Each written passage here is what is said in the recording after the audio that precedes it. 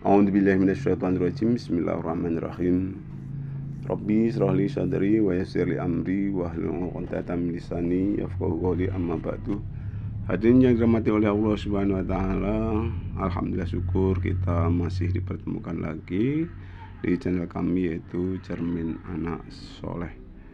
Dan kali ini insyaallah akan sedikit kami bahas keterkaitan dengan harta maupun anak-anak kita.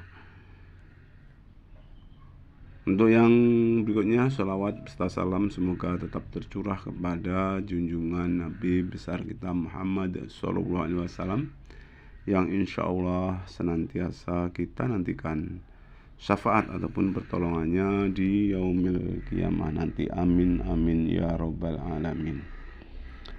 Hadirin yang dirahmati oleh Allah Subhanahu wa taala,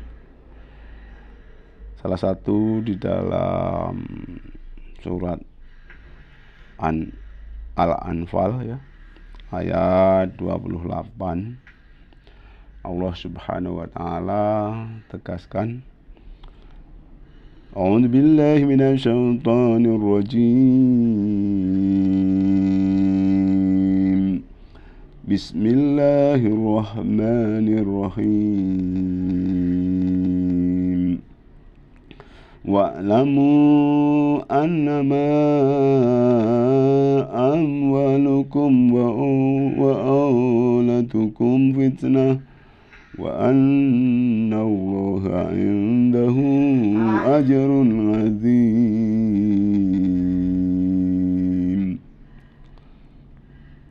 Itulah Allah tegaskan di dalam surat Al-Anfal ayat 28 Itu artinya, dan ketahuilah bahwa hartamu dan anak-anakmu itu hanyalah sebagai cobaan, dan sesungguhnya di sisi Allah lah pahala yang besar.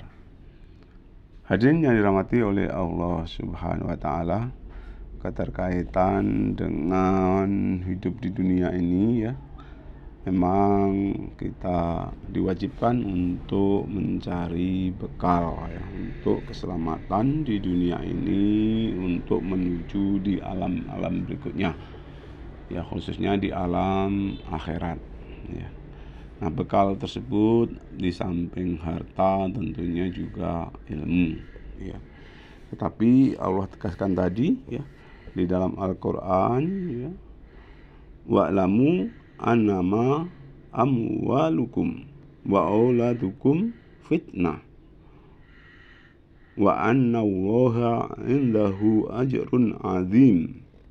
Tuh, Allah tegaskan seperti itu Kita ini supaya paham kata Allah, dan ketahuilah bahwa hartamu dan anak-anakmu itu hanyalah sebagai cobaan, dan sesungguhnya di sisi Allah lah pahala yang besar. Nah, keterkaitan dengan harta kita kadang-kadang untuk mencari harta ini kadang-kadang pagi, siang, sore, malam pokoknya begitu.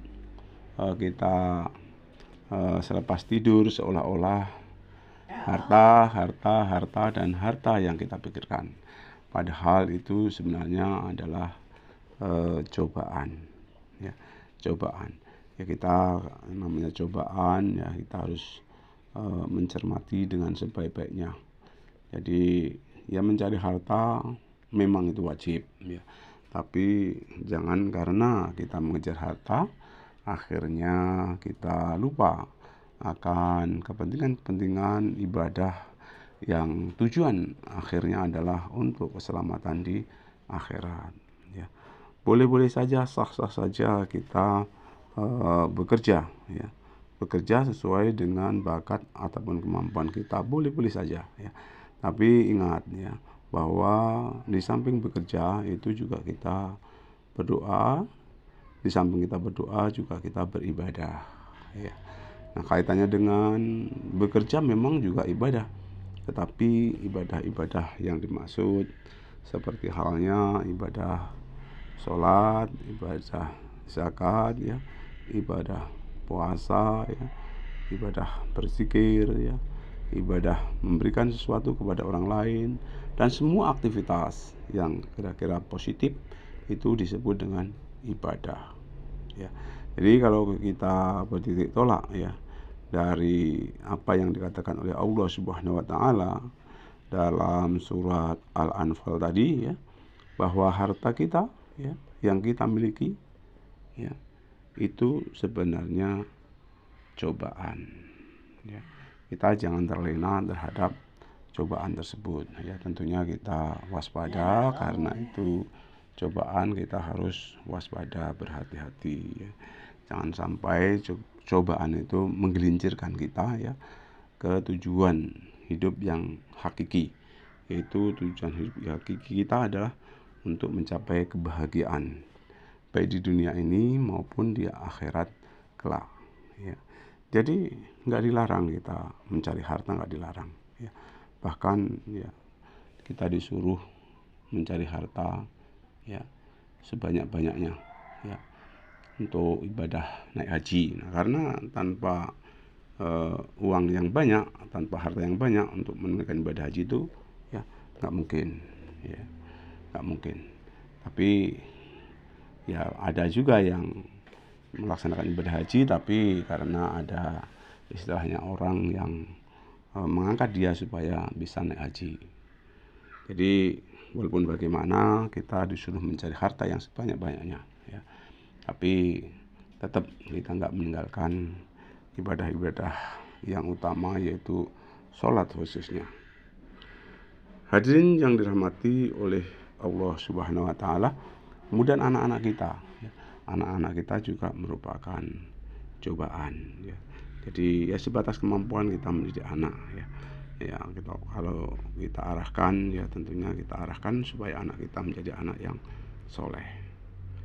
Hadirin yang dirahmati oleh Allah Subhanahu wa taala, jadi jangan sampai gara-gara harta, gara-gara anak, ya, kita akhirnya putus asa di dalam hidup dan kehidupan ini, karena itu merupakan suatu cobaan. Mudah-mudahan kita bisa menerima cobaan ini dengan ikhlas. Itu saja. Assalamualaikum warahmatullahi wabarakatuh.